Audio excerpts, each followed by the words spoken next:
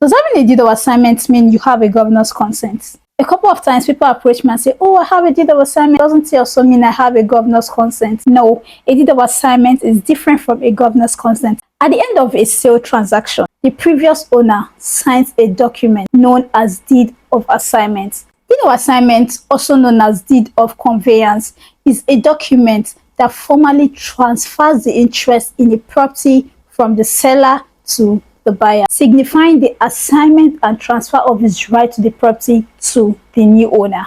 It serves as evidence that every negotiation, investigation, and due diligence have been completed on the property and the purchase price has been paid. It is the main document between the seller and the buyer that proves the transfer of ownership. The deed of assignment must be registered with state government for it to be legally valid. Governor's consent, on the other hand, is the approval granted by the governor of the state to a land transaction, specifically a deed of assignment. It specifies the state government's approval of the transaction and transfer and is necessary for the transaction to be legally recognized. Under the Nigerian law, every transfer of ownership requires the consent of the governor.